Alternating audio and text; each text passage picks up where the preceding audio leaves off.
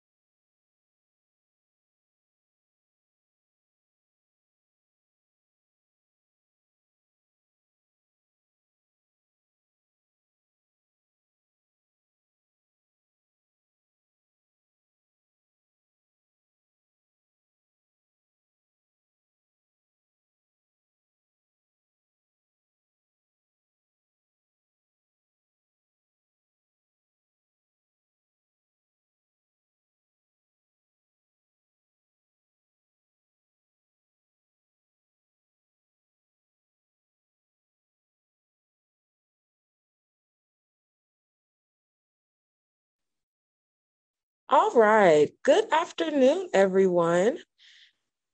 We are about to get started with our Teach the Truth Thursdays this afternoon. The mission for Athens Anti-Discrimination Movement is to encourage fair treatment of people of all races, bring awareness to inequities, and advocate against systematic practices used to repress or cause harm to particular groups or individuals. AADM strives to break the cycle of systematic discrimination in schools, the criminal justice system, or the business environment with the focus on racial and social issues. To fulfill this mission, AADM develops sustainable programs, provide resources, and runs workshops and trainings that foster positive social change. Teaching the truth is important by working not only to fix the problems of today, but for future generations. Our purpose is to teach the whole truth and not avoid the aspects of history that makes us uncomfortable. And I will give the mic to Amelia. Thanks, Sierra, and just a huge shout out again to Athens Anti-Discrimination Movement for hosting us and having T3 Thursdays. It's my honor, my pleasure to introduce my colleague. She's sitting right next to me, you can't tell, Damaris Dunn. I want to tell you a little bit about this shining star you're about to see. So Damaris was born and raised in New York City. She obtained a bachelor's degree in history from the State University of New York at Oswego. In 2012, I had to practice some of these words. Upon graduation, she attended Teachers College, Columbia University, where she received a master's degree in history and education in 2016. Damaris began her career as a social studies teacher at Boys and Girls High School in Bedford, Stuyvesant, Brooklyn. And on Saturday, she co-instructed spoken word and archival research at the Schomburg Center for Research in Black Cultures Junior Scholars Program in Harlem. In 2015, Damaris left the classroom to work for Global Kids, Inc., a nonprofit organization dedicated to developing youth leaders for the global stage. At Global Kids, Damaris served as a youth developer and community school director committed to creating space and place for Bronx youth and their families. Damaris now is a third-year doctoral student in the Educational Theory and Practice Department at the University of Georgia, and she's committed to centering the lived and embodied experiences of Black women teachers and Black girls' joy in K-12 settings. Let's give it up this evening for our wonderful facilitator, Ms. Damaris Dunn. Y'all can't hear them, but they're clapping in the background. And I'm super excited and grateful and honored to be in the space. I am going to talk a little bit about CRT and my little bit of knowledge on it, because there's so much to be explored. And I'm also going to talk about an encounter that I had in the archive with the Mary Frances Early papers, the Dr. Mary Frances Early papers. And so I'm super excited to engage with y'all. This is going to be interactive. But first, we're going to start with a song, because I just feel like in my spirit, we need music to hype us up. And I just want you to take a moment, listen to this song, and tell me what is coming to mind as you are listening to it. Okay? I'm gonna pause my share. And I'm going to play this.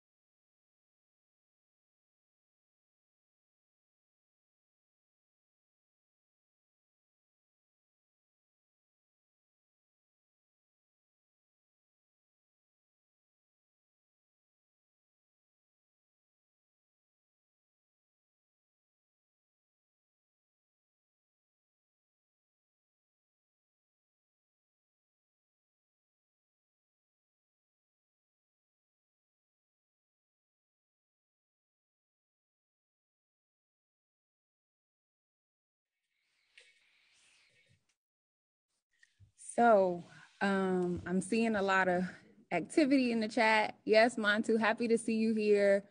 Hi, Dr. Dowie Chin. Yes, we love Jamila Woods.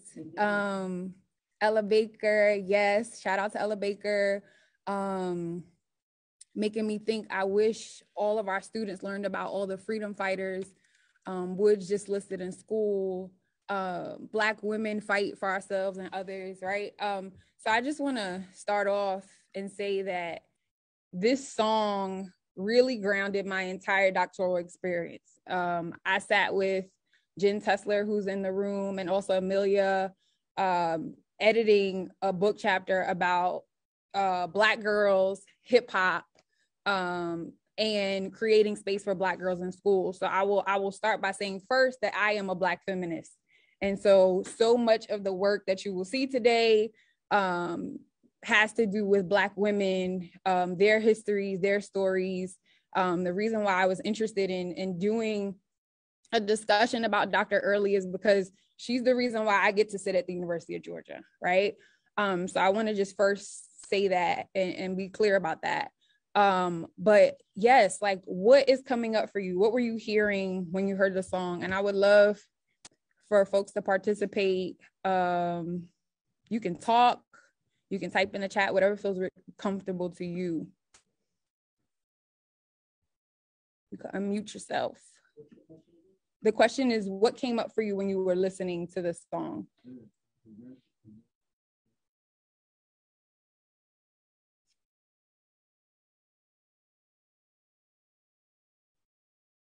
I see people. Okay, well, we'll stick with what's in the chat and then we'll keep going. But know that throughout we're going to interact and we'll have questions along the way. So here we go. I'll jump in if you want. Did it go back? Did you see what Barb put in? What did Barb say? Black women don't give up.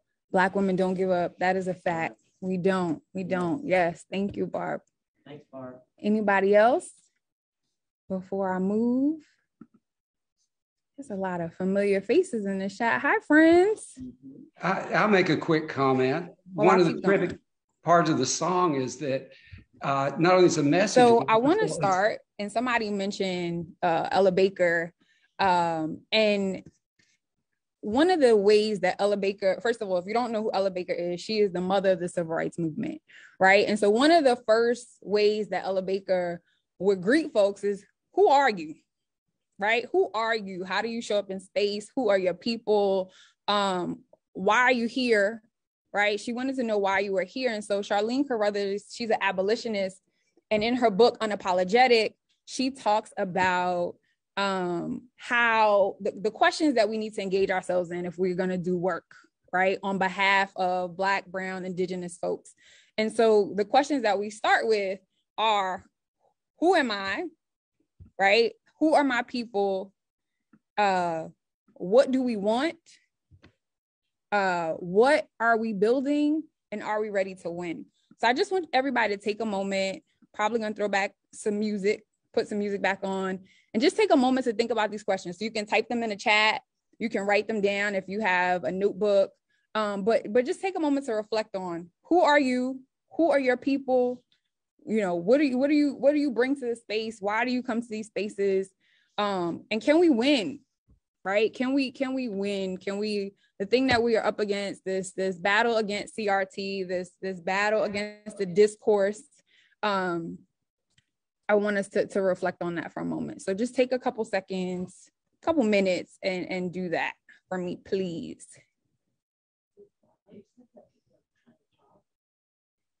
Oh, really?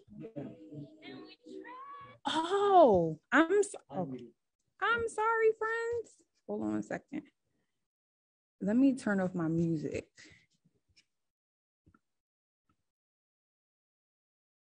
And then maybe that'll help. Okay, are folks talking?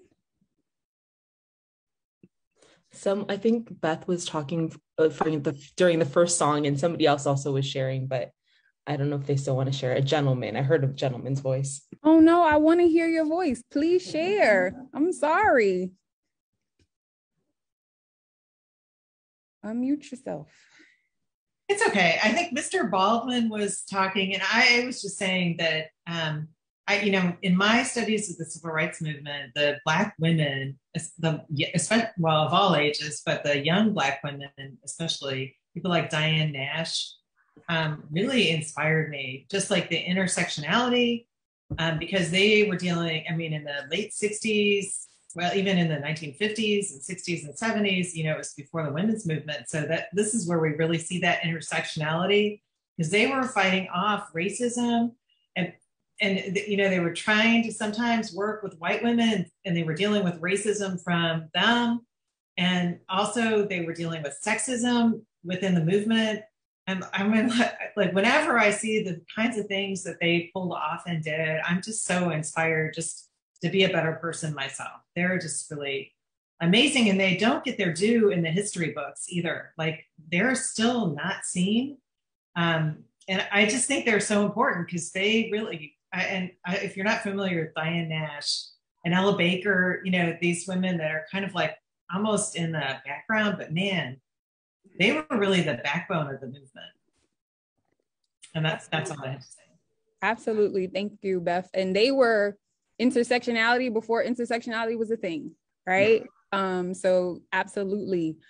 Mr. Baldwin, I would love to hear what you were saying. I apologize, I didn't hear you. Oh, that's okay. I simply want to say something more superficial, but actually kind of profound also, is the beauty of the song is that not only the lyrics are wonderful, but it's memorable. I'm a songwriter. I'm a retired political science professor, but I'm also a songwriter.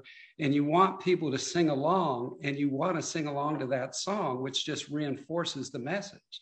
Mm-hmm. Mm-hmm. Mm-hmm. For sure. I love that. Okay, so let's think through this. These questions that Ella Baker are asking folks. Who are we? Who are our people? What do we want? What are we building, and are we ready to win? So just take a moment to do that. And I can put those questions in the chat too, so that folks can reflect on them.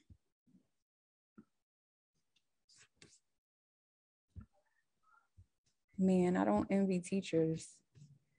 Y'all multitask in the Zoom world.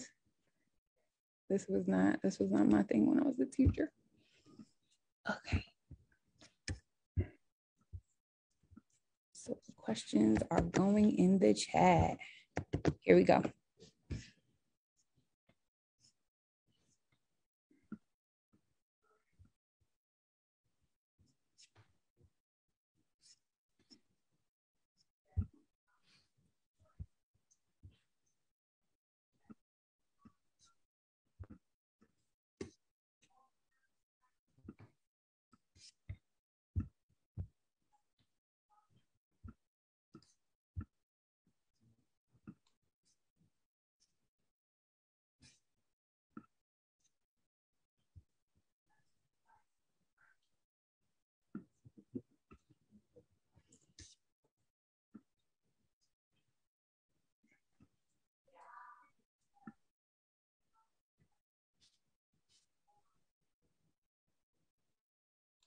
Okay.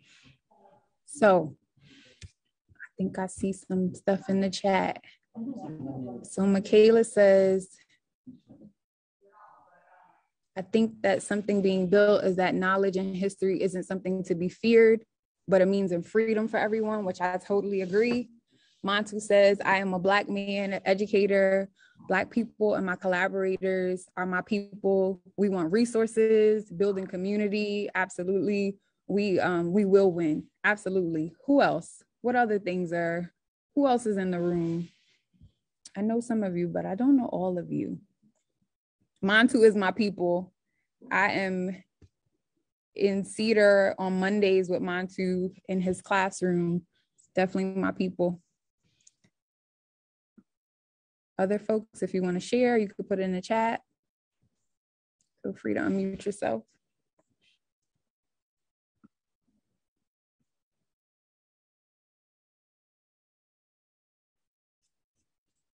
Beth said, my people are everyone who wants to take down the system and create a fair and just society. Beth, you my people. We're snapping over here. I'm a mama, a teacher, friend, and co-conspirator. Yes, you are, Jen Tessler. Thank you for sharing. Others?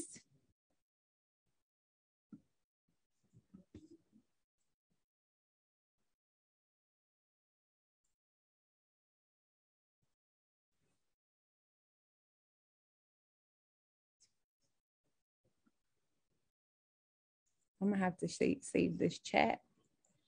I feel like some folks are writing books.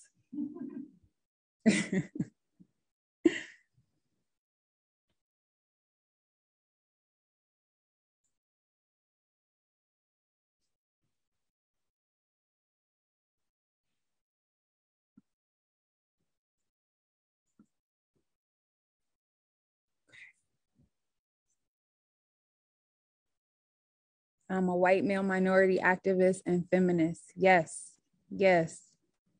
We need you for sure.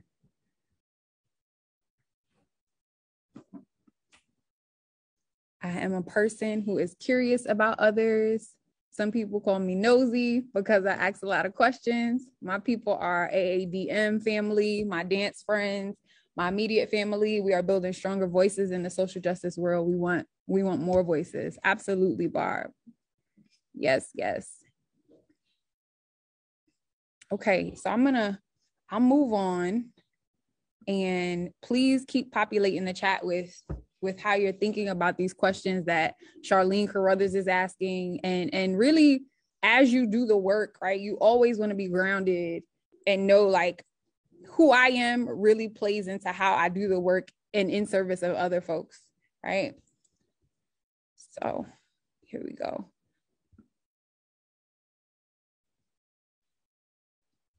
So a little bit about myself and who I am and where I kind of come from. The woman in the picture is the eldest. She's the matriarch of our family. That's my Titi Kuba. She is 100 years old. She was 100 years old in June. And so when I think about who I am and who I come from educators. I am an educator. I'm a writer. I think I've just taken that title on more recently. I'm an advocate for young people. Anybody in the Bronx or Brooklyn would tell you that if you were not doing right by young people, you was gonna have a problem with Miss Dunn. I'm a sister, I'm a co-conspirator, I'm an Afro-Latina, and I'm a Native New Yorker. My people are Black, Latinx, LGBTQIA plus folks, white co-conspirators in the work, anyone who is interested in the liberation of disenfranchised folks. If you are down with that, we're good, right? And if you're not, then we got a problem. And so more specifically, I'm interested in educational spaces that are invested in Black livingness and Black liberation. And so when I say Black livingness, this is a term that a writer and activist and Black studies author, her name is Catherine McKittrick, and she talks about Black livingness, right? Because oftentimes when we think about Black, we think about deaf, we think about non-human people. And so she thinks about Black livingness on the other end of the spectrum and how we see Black lives as really mattering, like truly mattering, right? And so those are the types of spaces I want for young people. And I believe that a new world is possible. I think everything started with an idea, right? Everything starts with an idea. White supremacy started with an idea. Me being here in this space started with an idea. Somebody dreamt me up, right? And so I think that we can undo the ideas that have been harmful to the folks that, we know and love. And can we win? Yes. There are going to be some setbacks. We see it right now in our current moment. In 2020 with the uprisings, folks were ready. We had diversity, equity, inclusion. We have all these folks trying to do the work. And then all of a sudden we kind of get hit in the face with a response that we were not ready for. And so, we got to stay ready. We have to stay ready. But to go back to who Amelia is, Amelia says she's a feminist, a white woman teacher from the South. My people are teachers and community activists invested in better schools. We want to stand in solidarity with movements for justice. And Dr. Dowie Chin says, I'm a Black woman and an immigrant. Black people are my people. We want freedom and resources. We are building on the work of our ancestors. And yes, we will absolutely win, right? So we got to have that spirit and we will win. So moving on, this is going to be our agenda for the night. We already started with who we are in the space, right? So everybody knows who each other is. And if you don't, introduce yourselves. We're going to think a little bit about why CRT. Why might there be an attack? Why might there be an attack on CRT, this particular frame of thought, consciousness, theories? We're going to read a little bit. We're going to read Dr. Early's papers with a Black critical lens. And then we're going to talk a little bit about joy, because that's my work. And I'm interested in questions of Black joy and where we find those spaces and how we center Black women and girls. And then we're going to end with how does centering joy aid us in telling the truth, right? The truth, the whole truth, and nothing but the truth, right? So, all right, so we're going to go to the next thing. So this quote comes from 2017, but I just want to be clear. And I know that folks who have been participating in Teach Truth Thursdays are well-versed in CRT, but for folks who don't know, CRT comes out of the 1980s, right? So this book is from 2017, it's the 3rd edition, but when we're thinking about CRT, we're thinking about it from the 1980s, right? But just a little bit on critical race theory and education. So many scholars in the field of education consider themselves critical race theorists who use CRT's ideas to understand issues of school discipline and hierarchy, tracking, affirmative action, high stakes testing, controversies over curriculum and history, bilingual and multicultural education, and alternative and charter school spaces, right? So CRT is how we theorize, right, these experiences in school, right? So you want to, if you have an issue with regards to school discipline, we can theorize that through a through a CRT lens.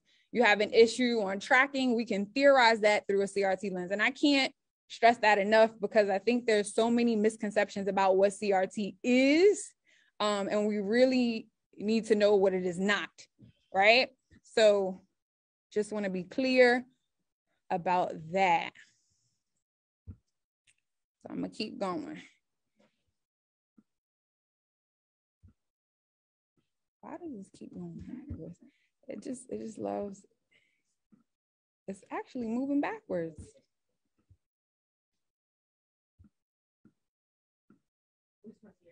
That's what we're interested in, animations, nothing else.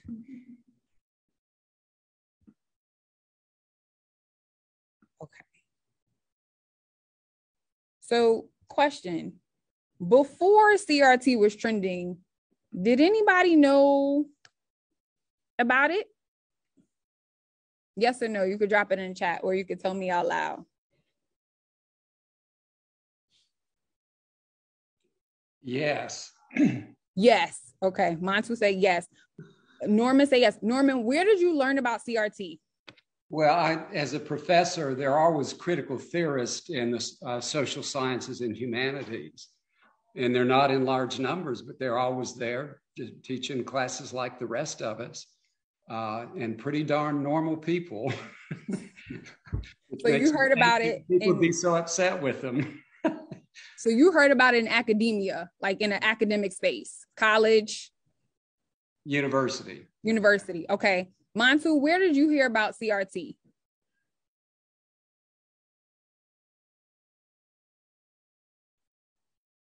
Or Beth, where did you hear about Derek Bell when you were studying at UGA? Okay. Somebody says, I didn't hear about CRT until sophomore year in college when I took an African American Studies course. Okay. In grad school, shout out to Dr. Lavender. Yes, Dr. Lavender was my professor. Sociology, grad school. I didn't hear about it until entering grad school. Okay, so I'm going to assume that most people in this space are well educated and you heard about CRT. But there are some folks who probably didn't hear about CRT until 2020 when Trump was on his way out, right? And so I'm preaching to the choir right now, basically, which is fine. But CRT, we must understand that it's a theory, right? It's a theory. It's a way to understand these spaces that we operate within. So of course, I start with somebody who is near and dear to my heart and one of my mentors, right? And she talks about theory in this way. She says, theory is my North Star. It is a steadfast tool to explain without fluff or gimmicks what I'm experiencing first as a human being and then a Black lesbian living in the US.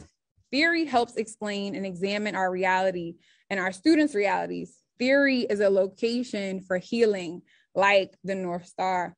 So I could tell you that when I came to UGA and I was trying to figure out what type of scholar I wanted to be, CRT appealed to me, right? Like it was something that helped me give language to the experiences that my students were experiencing in the Bronx and Brooklyn. And I was like, oh, this makes sense. Like this clicks, right? So this was very healing to know that I could be seen in spaces, and there was a read on how I was experiencing school, how my students were experiencing school, right? And so Dr. Love just gives more language to theory as the North Star.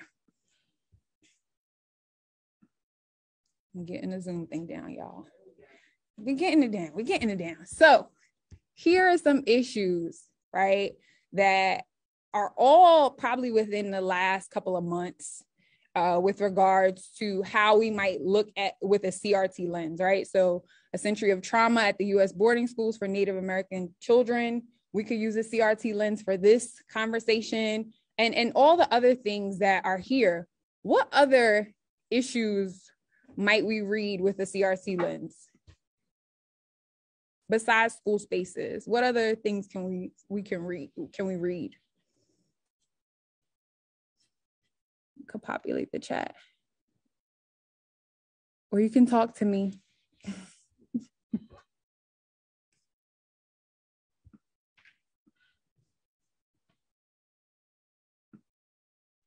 He taught a Ta-Nehisi Coates essay and then he was fired. Yes. His name is escaping me right now. Matthew Hahn. He's a teacher in Tennessee. Taught a piece from the name is escaping me, but a Ta-Nehisi Coates book, and they fired him. And the thing that was so striking about Hahn's story is that he also is a diabetic, and so he was fired and cannot like pay his medical costs, right? And so folks were raising money. So we can look at that with a critical race theory lens, right?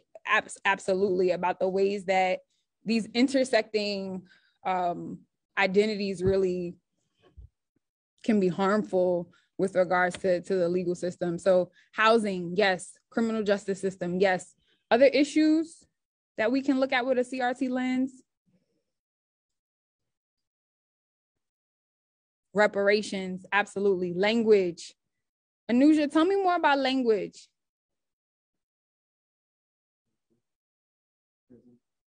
Prison, curriculum, yes. Yes. Okay. Y'all know this stuff already. We're gonna get to the Mary Frances early stuff. Jobs, yes. So this is adopted from this summer. I did the CRT Summer School, and this is adopted from CRT Summer School. And this is what an attack on CRT really looks like in schools, right? In school spaces.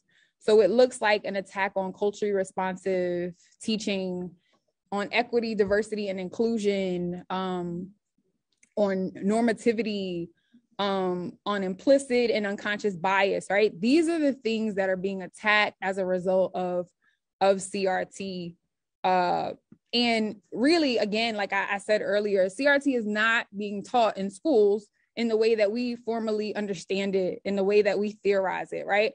But the things that are kind of being attacked are right here on this paper, right? Identity, Black Lives Matter, right? Not being able to teach about those things. I've been in a Twitter, back and forth on Twitter, and folks are talking about books that are being banned as a result of these, of CRT. Thank you for coming.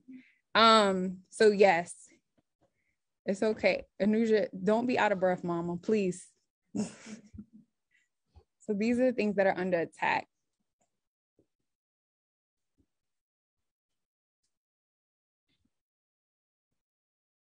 So these are tenets, which I feel like I have some CRT scholars in here.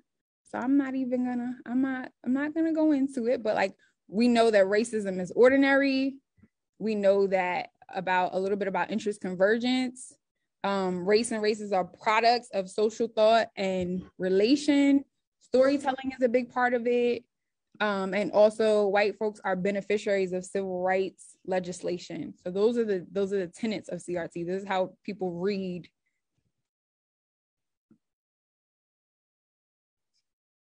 But there are other crits that come out of CRT, where people are thinking about Black crit, which attends more to the specificity of Blackness. Dr. Dowie Chin writes about this. We have to drop some of her articles in there. There's Lat crit, there's discrit, there's queer crit, there's also critical whiteness studies, right? So all of these come out of CRT, out of this larger movement. And so really when we attack CRT, we're really also attacking these other ways of being and knowing. And so we have to be mindful of that, right? That this is a larger push against how folks who are othered, right, are living their lives. Typically at intersections, right? We talked about intersections earlier, intersectionality, as it was mentioned.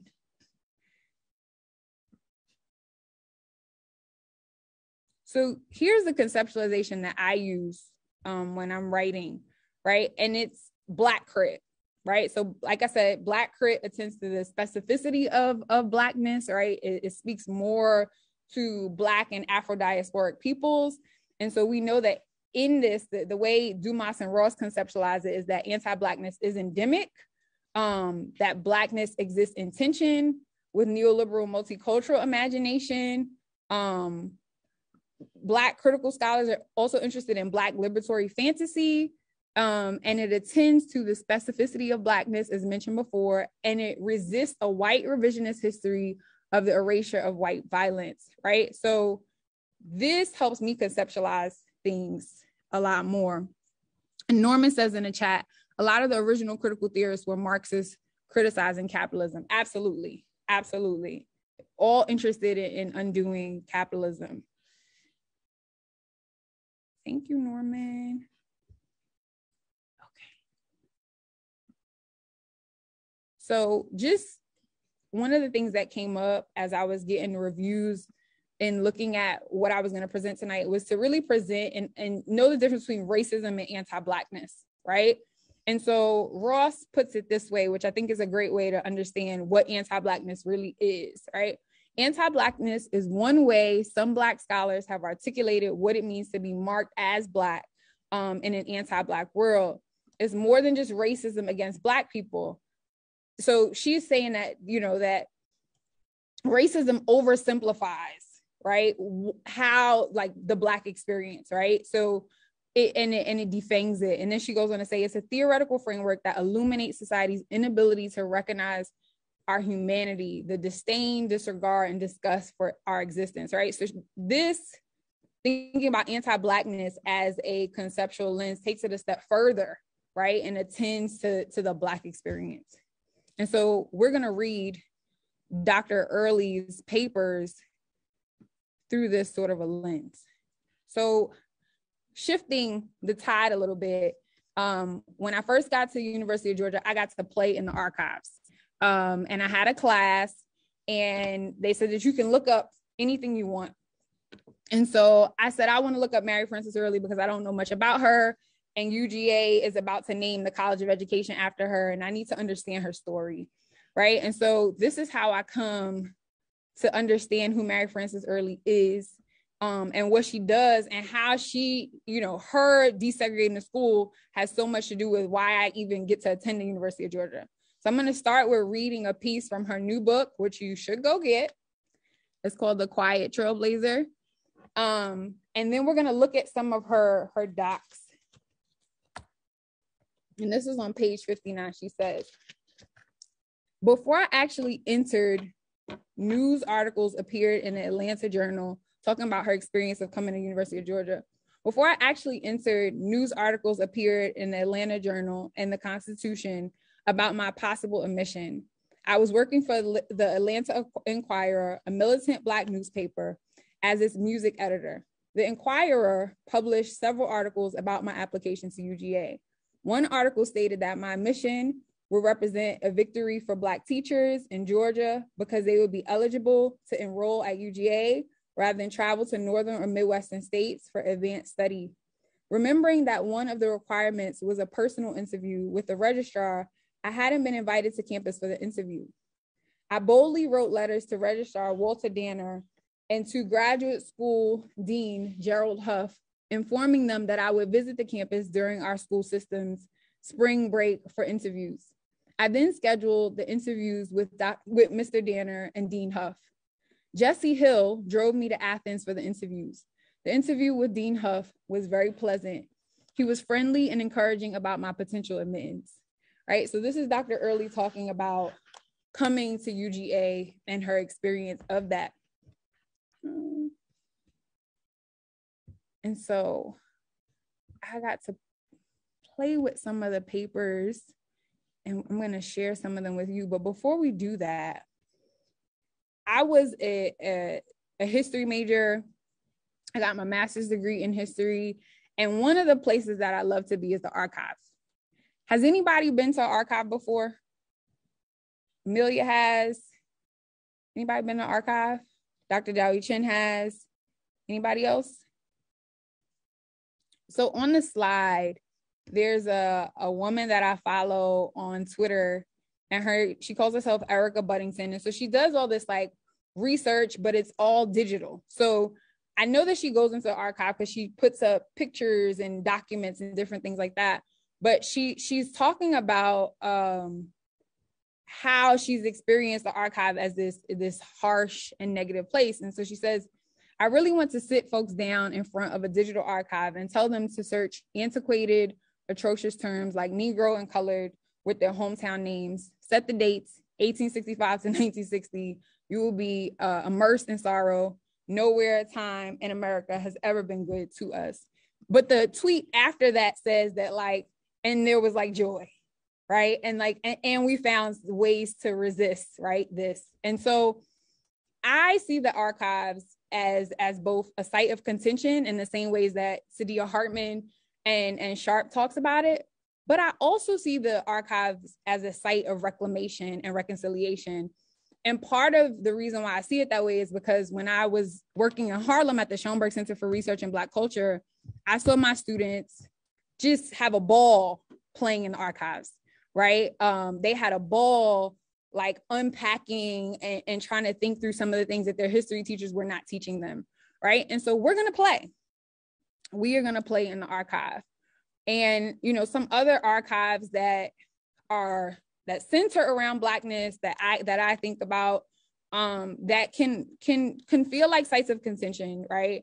The Schoenberg is definitely one of them, the National Museum of African History and Culture, the Equal Justice Initiative in Alabama, and even Hargett Library here at the University of Georgia, right? Totally can be a site of contention, but can also be a site of reclamation. And it's really a site where I felt like seen and heard when I was reading Dr. Early's papers, right? So I'm going to pause my share and I'm going to put in the chat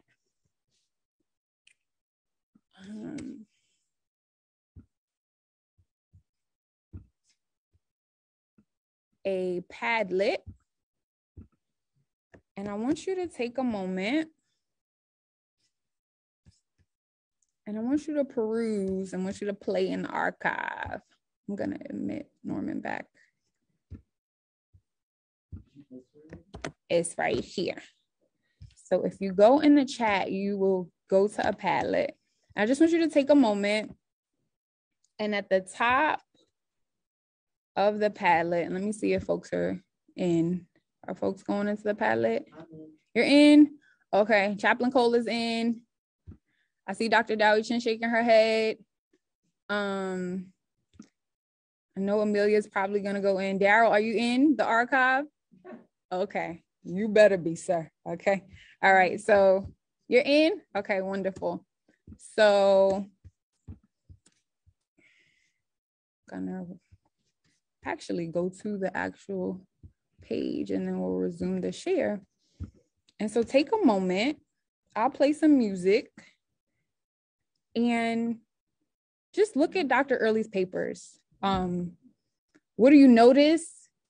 How are you reading anti-Blackness in Dr. Early's papers? Where do you see resistance in her papers? And where are you reading Black joy in Dr. Early's papers? So those are the questions I want you to think about, okay?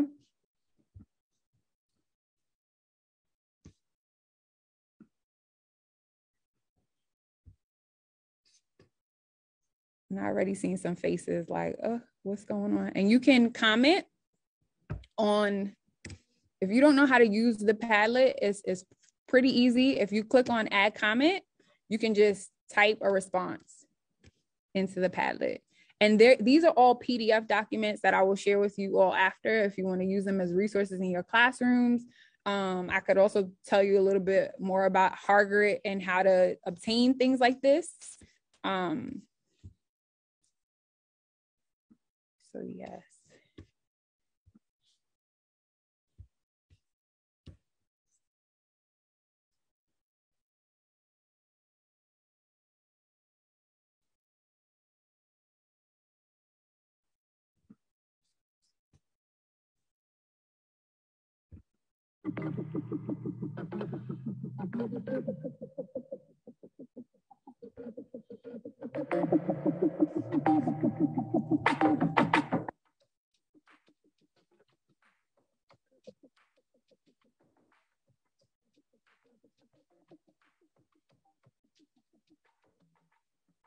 Is like the magic's like a spell.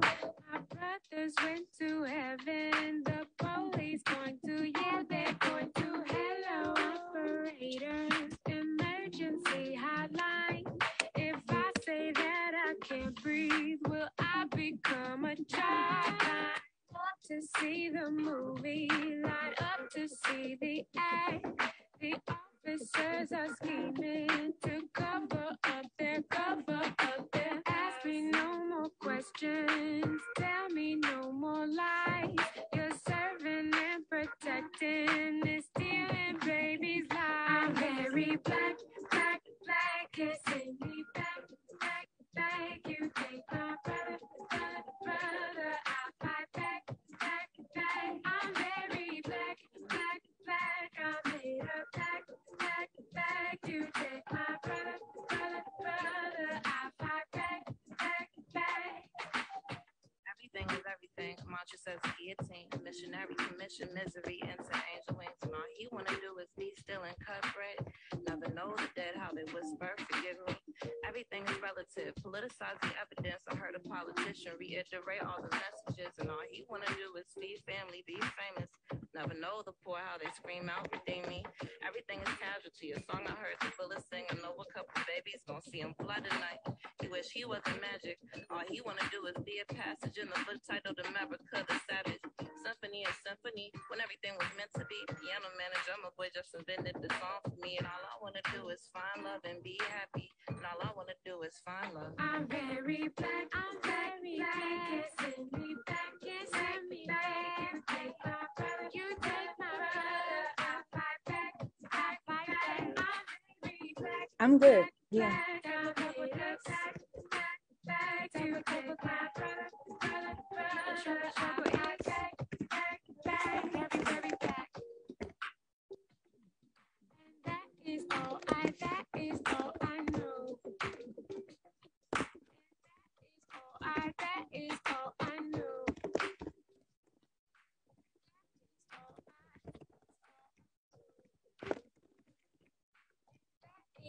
That is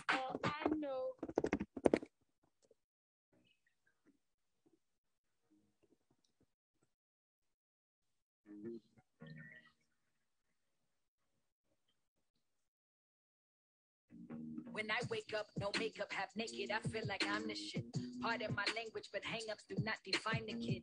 No, I'm not flawless, I'm scarred up and I'm fine with it. My body are the laundry list of all of life's unkindnesses, but I still sip tea and chant on and live free, cause hardships and heartbreaks turn to rap epiphanies. And mom told me stay woke, cause all gold ain't glistening. Choose your words wisely, cause the all-knowing's listening. But no worries, I'm Gucci, my thighs are little juicy, my dialogue, little awkward, my idols still move me. My life is a movie, like Raheem and Mookie. I'm just trying to do the right thing, hope that it improves me. My bamboos accustomed to me, you'll be soon accustomed to me. This tomorrow, I got royal hemoglobin coursing through me, and my strength is now inhuman. I get that straight from my homie, signed it silver, mouth the grill of yours and truly.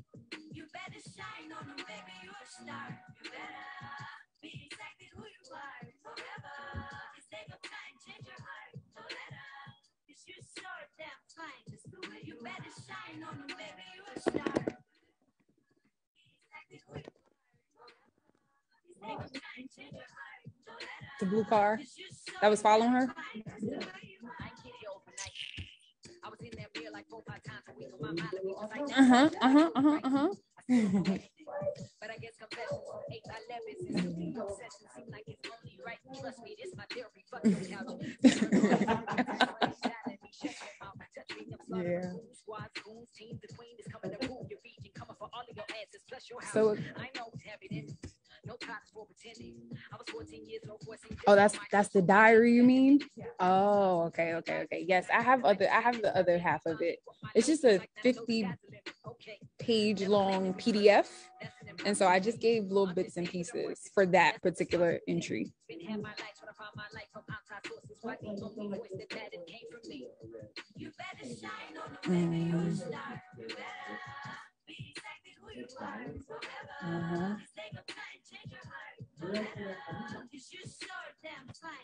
Here, she does, yeah.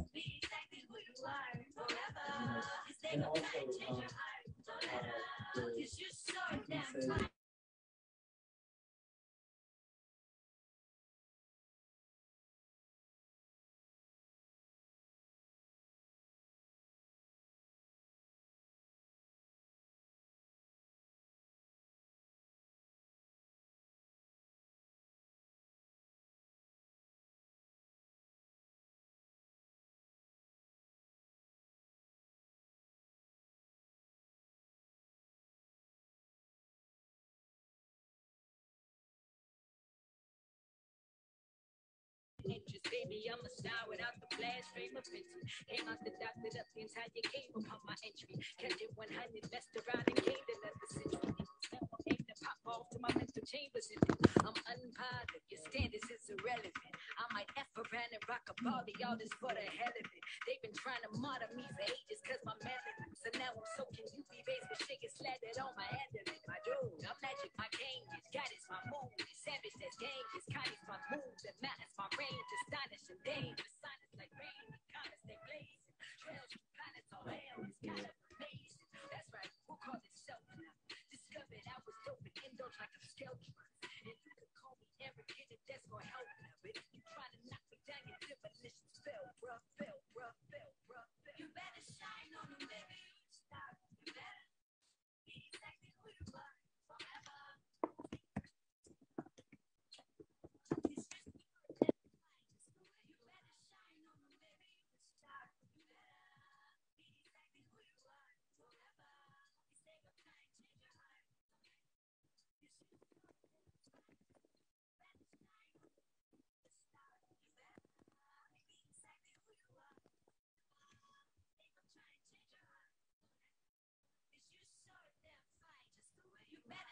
On them, baby, you're a star. You better be exactly who you are forever.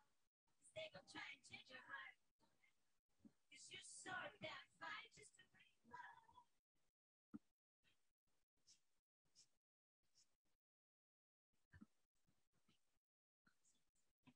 When the feeling of throwing up brought about some type of excitement that they didn't receive on a regular day. But did feeling sick become equivalent to thrill? But did nausea become the new expert?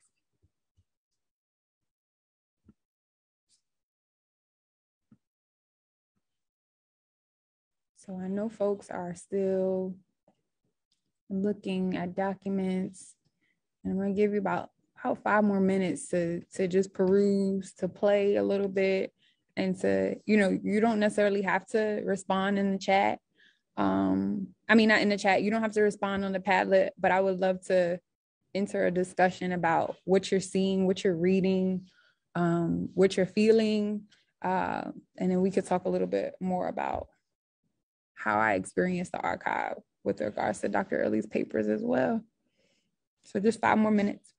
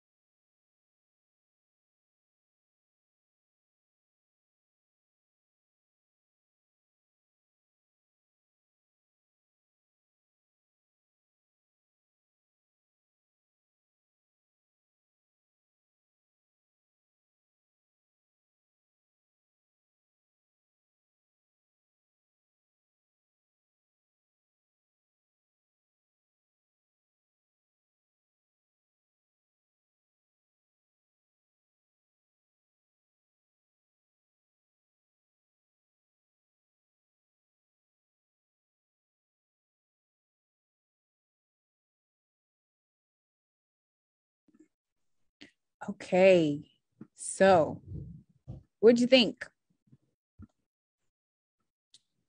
And you could unmute yourself and feel free to respond. Like, what did you notice? How did you read anti-Blackness in Dr. Early's papers? Where do you see resistance? Where do you see her resisting? Where are these little inklings of joy? Talk to me.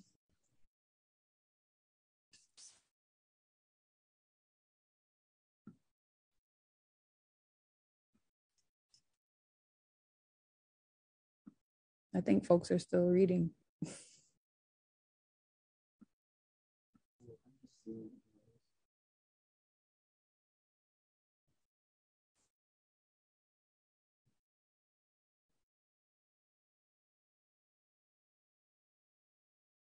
One of the things I just mentioned, kind of being in this space at AADM, is that I don't know how anybody can maintain a 3.75 GPA in the wake of Jim Crow, being hassled to and from libraries and cars following you. And, I don't think I would be able to maintain a GPA that high. And yet still, what are other things that other people are noticing? What made you say, wow, Damaris, I'm curious for the second document, I believe, the Mhm. one that's like this investigation was predicated on information. What was the purpose of that document? So that was UGA. Okay. That was UGA leading an investigation on her prior to her coming to campus. So they were really kind of tracking her down to see, if there was anything that they could make a case against her not being able to come to school. And they didn't find anything.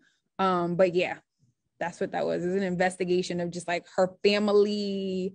And there's a newspaper article where she talks about like, they follow me, they investigate, like and we couldn't find anything. And her story, like reading her autobiography really kind of gives it into like, who her family was and how her and her brother were raised.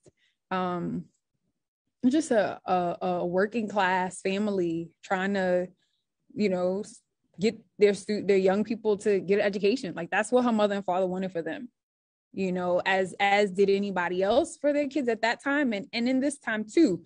But, the odds were stacked against them. And I think Dr. Early, she talks about like the pain and suffering in her book, but there's also some rage, like, like just kind of being enraged by this system and how it is working to impede all of her experiences. Everything that she wants to do is like, there's always something. So that was that was from UGA. So that definitely, to me, I mean, you went through it already, but definitely speaks to like the nature of anti-Blackness. So even within the document, I think there was something like her score is pretty good. It was a 601. And I think like what was considered a good score was like 500, but yet she had 601. And she was still like, oh, it was good, nothing superior. And it makes me think of one of my favorite films. People may not like it, but Queen and Slim. And there's this exchange when they're together. And Slim says, like, why do Black people always feel the need to be excellent? So this idea that even just to get the basics to be entered into and be able to attend UGA, like so many white people have done before her, she had to be above average, excellent. And so this idea that for Black people to get the bare minimum or to be able to enter in UGA, there's this idea that you have to be excellent. And so even this document is like scrutinizing her history, her past, her family. And so just the depth of which they went to investigate her just reveals anti-Blackness. For sure. And Dr. Dawi Ching, you bring up a point, like Black folks that were educated in the South, they were exceptional in the sense of like they had multiple degrees. Folks went upstate New York, they went to Columbia to get degrees to come back to teach young people in the South, right? Like that's how indebted and dedicated folks were to their educations, right? And so, she gets a degree, she gets to go to Michigan, which is a great institution, right? She gets to go to Michigan and she's like, no, I want to come to UGA because this is my home state and I want to get my education here and I want to be a part of this movement, right? And so, there's a very particular way, a very particular disposition that you have to be able to navigate an anti-Black world, knowing full well that somebody might try to harm you, somebody might follow you, right? Like, but throughout her life as a child, you see her like questioning the system. Like she's always like, what is this? Like, why is this happening? And so this was her way to kind of talk back to the system, to anti-Blackness. Are there other things that folks are seeing?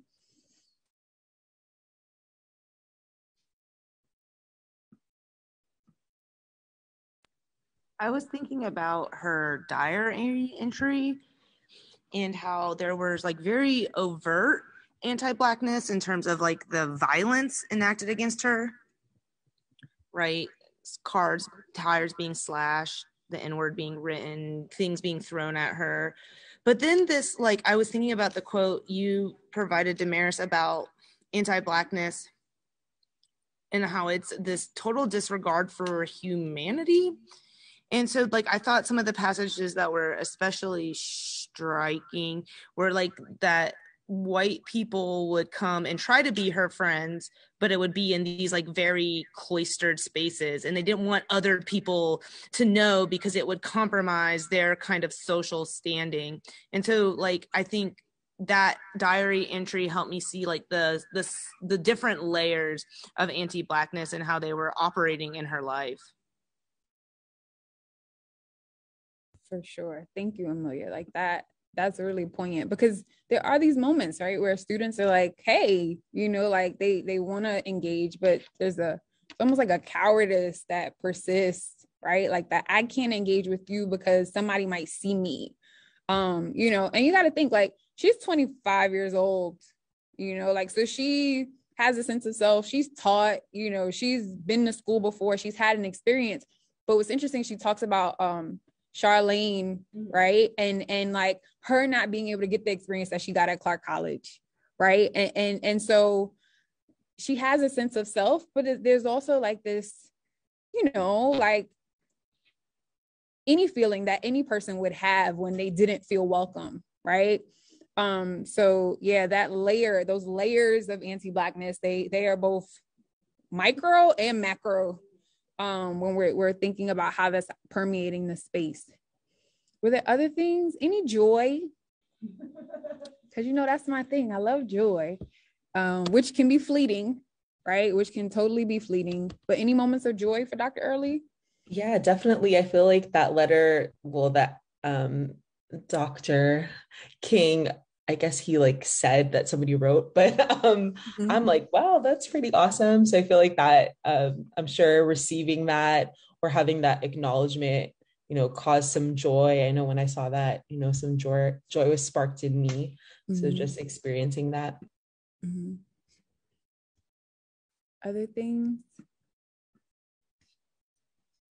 I just loved how she rose above things when she's talking about never having to worry about finding a place to eat. Like people are just being so terrible. And I mean, she's still pretty young where that stuff would really sting, but she's like, well, I could find a table because people would move, you know, I like at that age to like understand that it's not her, it's them. Like it's because they stink, not her, you know. I just really, she, like you said, she had a really good, strong sense of self, which you would have to survive this. Thank you. So Samantha said, I noticed how in her diary, how she still spoke about feeling gratitude from what support she did receive and the sisterhood she had in her sorority. Even though she was experiencing so many awful things and having awful things done to her, she still created space for the positive moments in her life and not allowing that to be taken away from her, which I think, yes, absolutely. Absolutely. And I want to point us to, I don't know, pause my share for a second. I'll point us to a quote from Dr. Early, particularly about her school curriculum as a young person, but it comes from her book.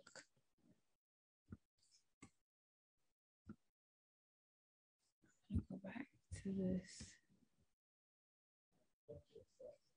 What are you seeing on your screen, Amelia?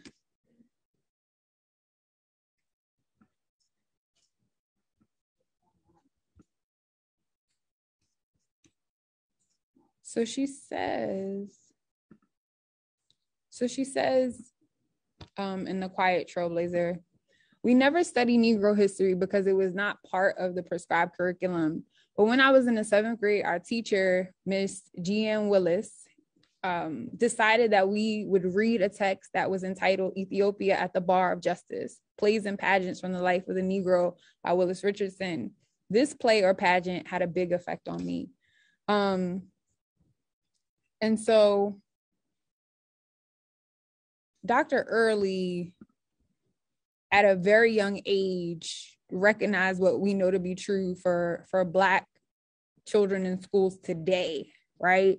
Is this notion that they don't feel seen in the spaces that they're in, right? And so I just thought it was so poignant that the past is not yet past. There's a author, her name is Christina Sharp, and she says the past is not yet past, right? That we are living in the past in some sense, right? That even when Dr. Early was in elementary school, middle school, she's recognizing that the curriculum does not speak to who she is, even in a all-Black school, right? And so there's something there that I think that as educators, who most of the people in this space are, that we really have to tease out is like, what is it? Like, why can't we include? Why can't we begin to peruse and play in the archives in this way so that students, right? Because one of the things about Black crit theory is that one of the conceptualization is Black liberatory fantasy. So what does it mean for young people to get in a space and imagine themselves outside of the spaces that they're in, right? And so if we are really doing the work of putting Black critical theory to work or CRT to work, right, then there's storytelling, there's Black liberatory fantasy, right? And so I just want to bring that up as a point. And we already did this, but I'm going to bring y'all to Black joy for a second. And I know, like, anybody who knows me, this is what I spend most of my time doing, reading about Black joy, right? Oh, resume it. Can you see it now? Okay, cool. So these women and one man, amongst these women are poets, Black liberation theologists, Black feminists, and they all talk about Black joy. But they talk about it in the context of pain and suffering, right? Like that Black joy is always tied to pain and suffering. And so I think about radical Black joy. Like, what does it mean for joy not to be tied to pain and suffering? Maybe for it to be tied to rage, right? Because people are upset and they're angry and they're using that as a vehicle to find spaces of joy. But Brittany Cooper talks about it. Audre Lorde talks about joy as like the erotic of joy. James Cone, this older gentleman up in the corner, he talks about joy and the spaces that are created out of joy. So like he thinks about like lynching and juke joints in the Black church, and those spaces being spaces where students found joy. So joy in this sense is very like context specific. Dr. Love talks about the joy that abolitionists had. And Imani Perry talks about joy in slithers and joy as life force. And Aja Monet, who is a poet, she talks about joy like the both end of joy, which she brings up the pain and she brings up the joy and she kind of goes back and forth, right? And so these are the questions that I'm really interested in, is like, how do we bring joy to schools? Or how do we not make joy these fleeting moments for young people? And it's so great because I was actually able this morning to talk to Laura Smothers, who is opening up Joy Village, which is a school that she's going to be opening. And I'm very excited about it because she's interested in like centering Black studies and centering joy. And I got to see the school today, and to kind of freedom dream with her about what this type of space could look like. And so when I was reading Dr. Early's papers, I felt joy. I felt joy knowing that she was here and she went through so much, but it's because of her that I get to be here. It's because of her that I get to sit with you and talk. And so that is not lost on me. So I'm going to open up the floor to a conversation, right? But before I do that, I just want to mention that I have done archival work with young people. And it is one of the most fun, also painstaking things that you can do when kids break microfilm in the archive and do things that they're not supposed to do, but it's okay because that's a part of the learning process. That's a part of the playing, right? Yes, Barb, my students did some things. We have a documentary to talk about it. But the way that young people reclaim space, the way that they begin to unpack things and rewrite stories in their own lens when they are allowed the space to do so, is one of the most beautiful things I've ever seen, right? And so this is a quote from one of my students. He talks about, or they talk about Black love in the antebellum South. And he or they were interested in beginning to have discussions about like, what did Black love look like in the antebellum South? And they started to ask all these questions, and they went on this hunt for pictures of families. And this is what they said in a documentary. They said, I decided to study the Black family, antebellum slavery, because it disrupted the narrative that most of their historical education tended to create, that Black people were purely objects of economics. I needed to restore Black humanity to my studies because doing so demands that I focus on the human element, love, right? And this is a pseudonym. The scholar's name is not Light, but it felt like light when I was reading it, right? And so this is some of the powerful work that can be done when you allow young people to be in the archives and when you give them space to do that work and to look up things that they're interested in looking up. And those can be sites of reclamation and joy, and they can be very contentious as well. So there's a both and in being in the archive. So without further ado, I'm going to stop sharing. But I have this question, this big question that I want us to kind of grapple with. And I talk about this with a lot of people in this space already, but how does centering joy aid us in telling the truth? That's the question. How does centering joy aid us in telling the truth?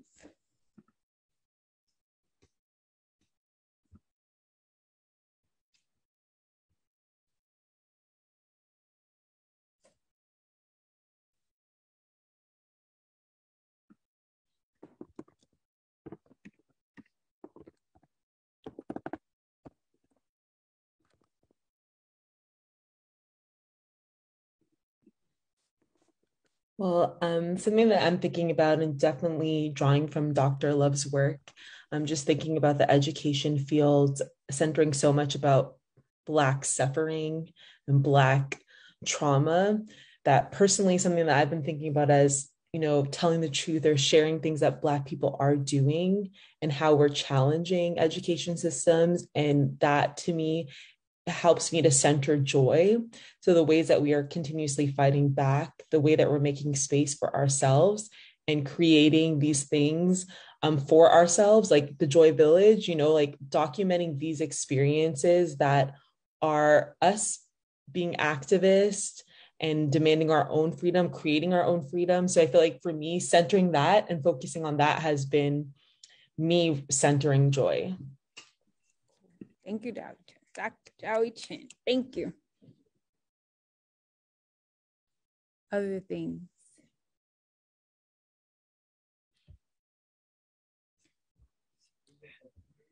How does centering joy help us tell the truth?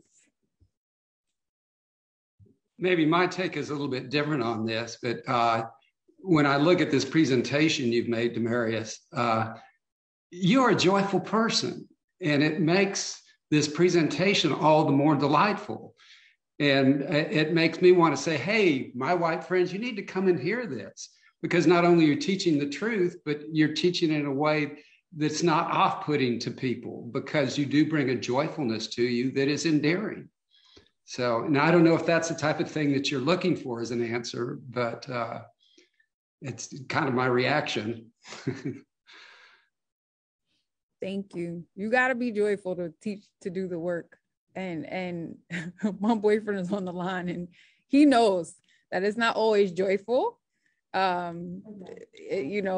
listens to my pain and suffering and thinking through this, but I appreciate that, because it means a lot, and that pushes me to continue to do the work. But yeah, you have to, when you're going, particularly in the archive, when you're going through the archive and you're reading this stuff, and it's painful to read, right? So, now that, and I will say that Dr. Love is the one who kind of gave me permission to think about joy, to think about Black joy as a research topic. And Jen knows, like, my first thing that I wrote, I was like, I could write about joy. I could write about hip hop. I could write about New York. oh, like it that kind of just kept my wheels churning, right? And so when you get to do the things that you love, right, and you get to write about it, that's joyful, right? And you get to hold the pain as well, right? Because these stories are painful. They you know, Black people experience anti-Blackness, and I never want to diminish that or make it as though that is not happening, but we also are finding ways to be outside of whiteness and white supremacy. And so that must be said. You know, like Broderick is on here and he doesn't know, but I know, but he's an incredible artist, right? And I'm sure that's his joy. You know, he does work in the community. And so that, like that, those types of things, right, mean something. And we have to do more of that. So yeah, other ways to teach the truth and center joy.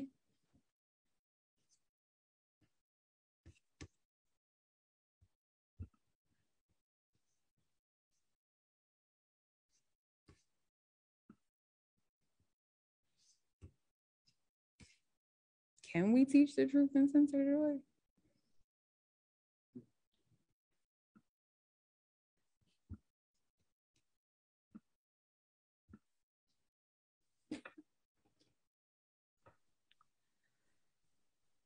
I think Damaris's question also makes me think about like as a social studies teacher and now working with teacher candidates, like it felt at first like an uphill battle to even make the case for talking about systemic oppression and racism and anti-Blackness in schools because of like what Mary Frances early talked about. It's not in the standards. And so I feel like sometimes that push to get that conversation in has created a circumstance in which now, like, for example, I see my student teachers and they think that's the only thing that they should talk about. And that's very reductive. And I think about my own experience as a white student. I wish I would have learned about Black joy. I wish I would have learned about Black excellence. That would have been inspiring and heartening to me. It would have allowed me to see the full humanity of Black people. I didn't learn about really anything. And so I think what I'm saying is like, I feel like when we're talking about teaching the truth, like teaching the truth, this presentation, Damaris, has really helped me think about that. Teaching the truth is not just teaching the mechanisms and the harms wrought by white supremacy and anti-Blackness, and that a full truth is also highlighting the excellence and the joy and the bravery and the creativity and like the beauty of Black people. And that you really like motivated me to bring that more into the way that I'm trying to get young people and our student teachers to think about curriculum. So thank you for that.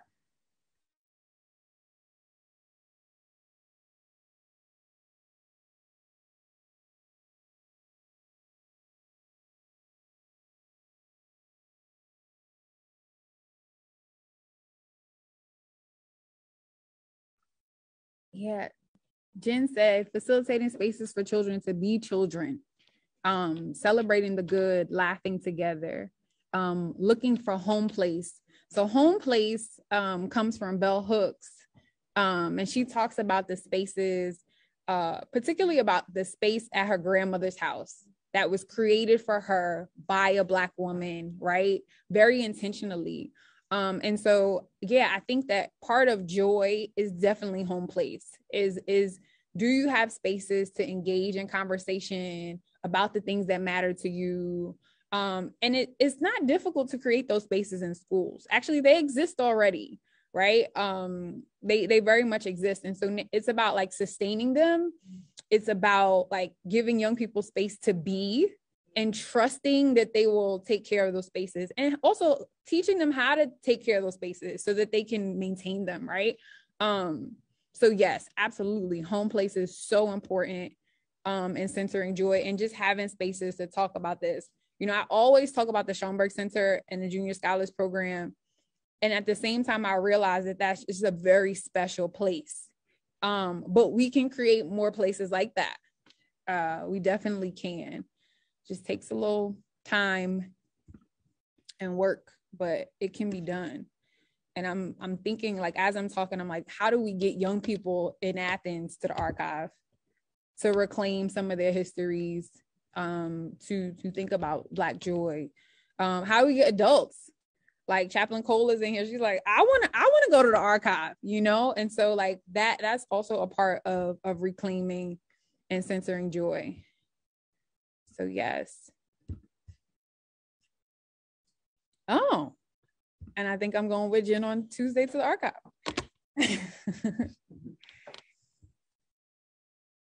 All right.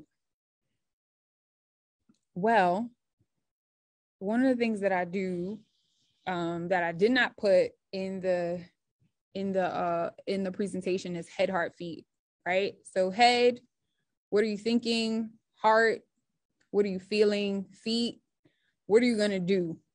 So that if everybody could just either unmute or put it in the chat, what are you thinking after this presentation? And you can do either one. What are you feeling? And what will you do to teach the truth?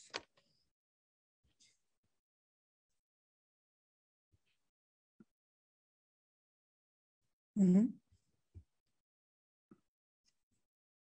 We're out of here. Okay. Can y'all hear me? I was stationed. Hello? I see some people unmuting. Go for it. Can y'all hear me? I can hear you. Yeah, one of the things I wanted to add to the conversation was just about changing policy at a state level, and advocating for that, because I think that's where part of the battle is, from a systems thinking approach, looking at how can we restructure the curriculum where it's more reflective and inclusive of these diverse voices, peoples, cultures, histories, that tells the truth. In Virginia, in the state of Virginia, the governor was able to put together a committee when they were reevaluating I want to say it was like the history and one of the other content areas of K-12 education.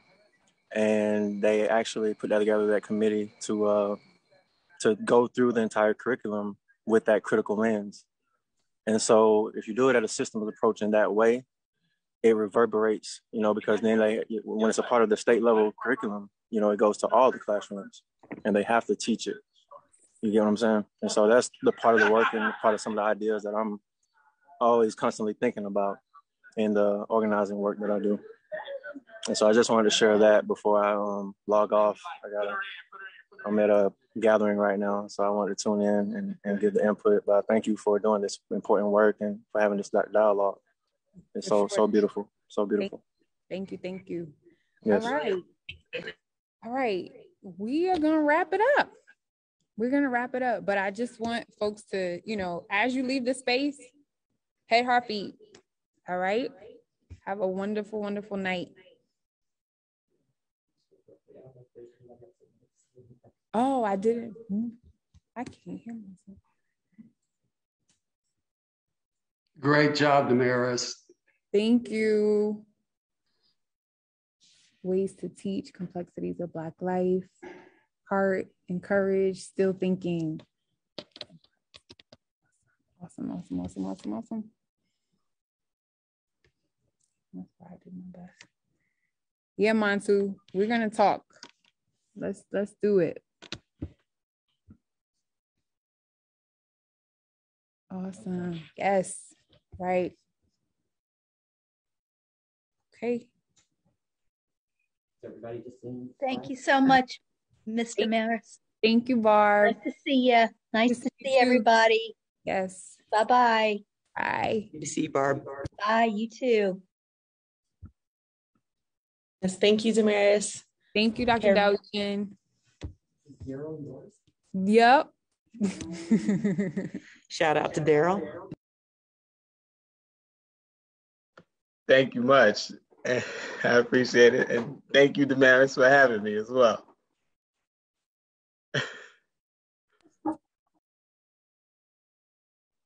Great to see you, Beth. Thank you, Jen, for coming. Love you. Love you too. Awesome. Thank you. Thank you. See you soon. We are going. I'll text you. Okay, please do. Okay, so we have 3 minutes before the mall closes. Okay. All right. You should have